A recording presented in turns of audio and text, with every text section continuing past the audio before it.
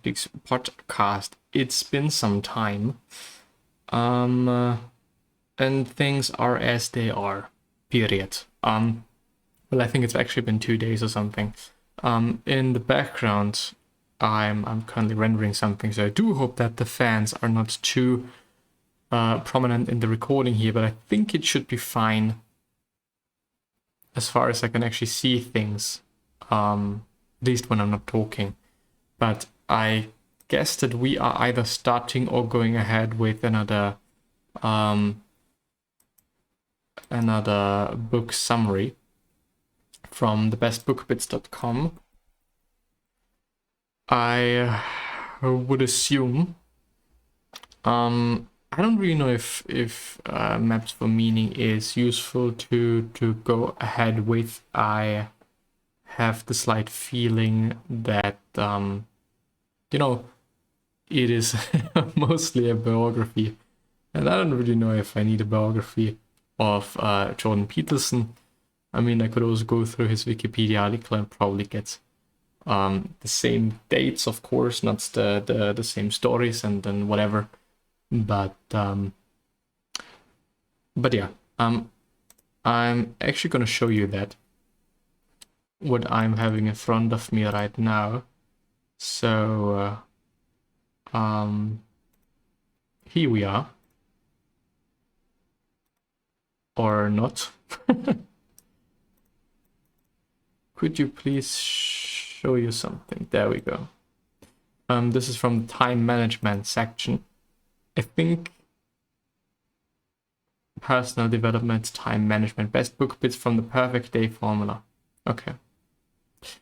I believe that time management, among like the regular psychological things, is definitely always worth going through.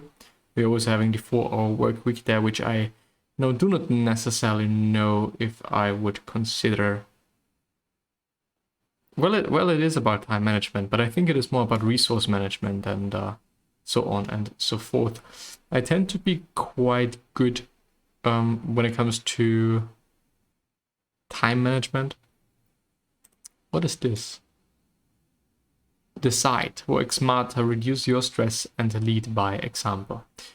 We could also quickly have a look at the Derek Sivers site to see whether we can find a new.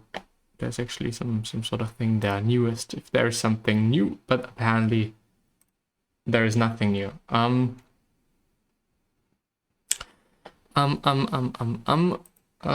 Philosophy. I do remember that we have started, or I have started to go through Ryan Holiday and Stephen Hanselman's Lives of the Stoics. And we already went through Zeno and Clientes, as far as I remember. And so let's talk about Cicero. I hope that you should be able to read that. Yes. Let's make this a bit brighter so that you can see me and I can see myself. And I'm just quickly having to close a window there. That is not really needed anymore. So yeah. Born in ancient Rome in 106 BCE, Cicero is best remembered today for his book Stoic Paradoxes. In this fascinating work, Cicero discusses the counterintuitive nature of Stoics' central ideas. For example, why do Stoics say that virtue is all one needs when money and good health are also essential for life? And how could Stoics believe that only wise people were rich when so many philosophers were living in poverty? If it weren't for Cicero's writing, many of the Stoic ideas and paradoxes would be lost to modern audiences.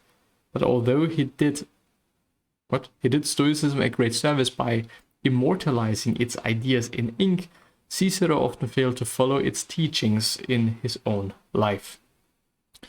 Which I think particularly useful to point out, and very important to point out, because I think that there sometimes might be a little bit of a pressure to, always perform on these things, to always be the Stoic and always be virtuous and whatever.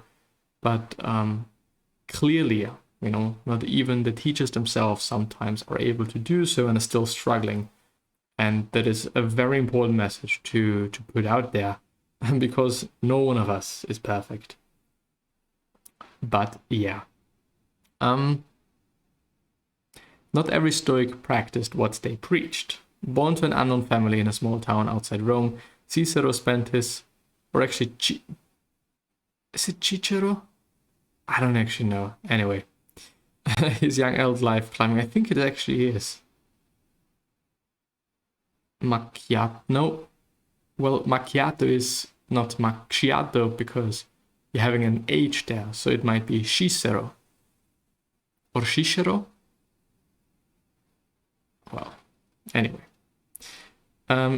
He spent his adult life climbing the career ladder at a dizzying pace. Eventually, he was named the Consul of Rome and commander of the Roman army. During his meteoric rise, Cicero gained popularity when he successfully prosecuted a corrupt magistrate called Varus, who had stolen vast sums of money from the people of Sicilia. But I guess, I don't know. But although his actions embodied the Stoic virtues, values of justice and courage, his motives were a little less virtuous. In fact, Cicero was largely driven by vanity, personal ambition, and the pursuit of fame and riches, the very opposite of Stoic principles.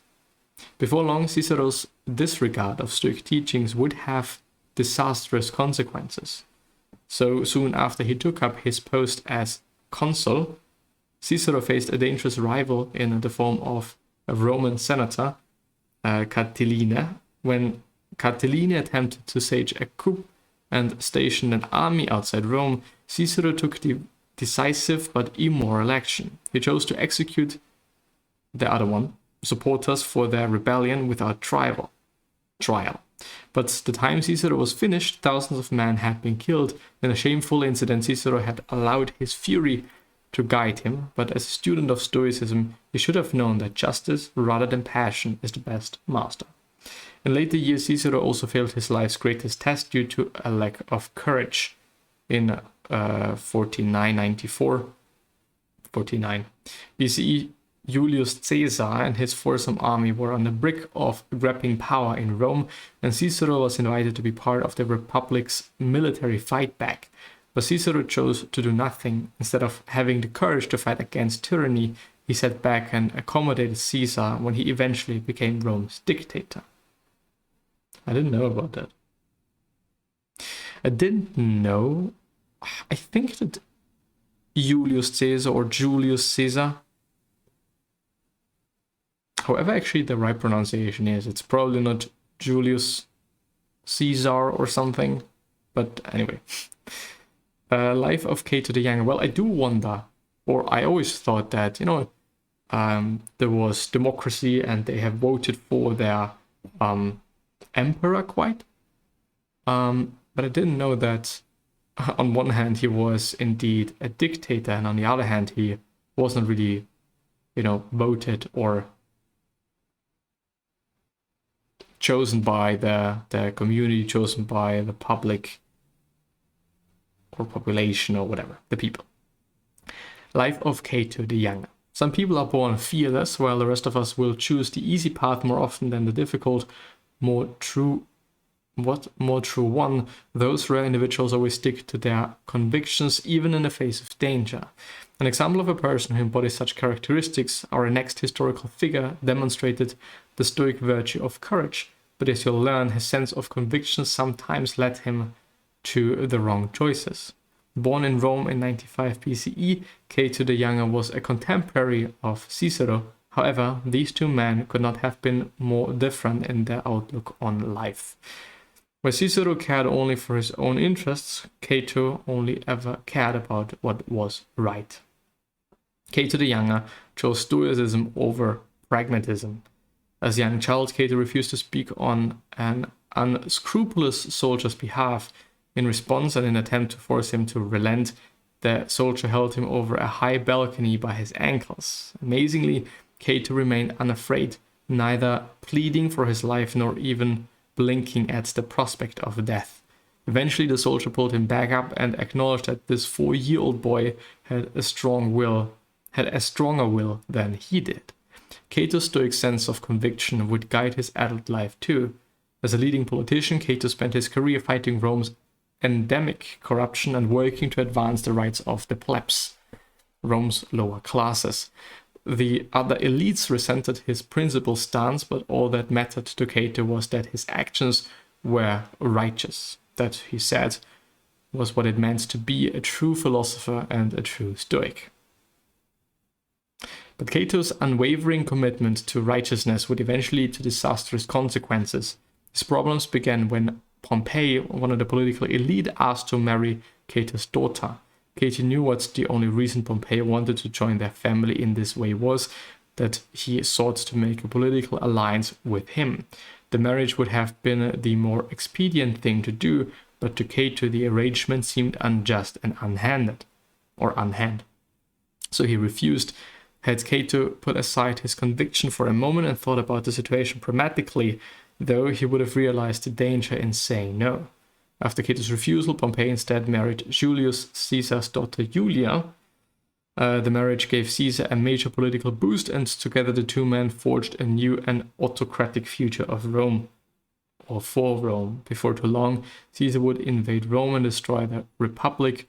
All of this could have been avoided if Cato had chosen to descend from his moral high ground just a little and formed the alliance with Pompey. And with that being said, I'm going to end the episode there. I wish you the best and see you soon. So hopefully see you soon.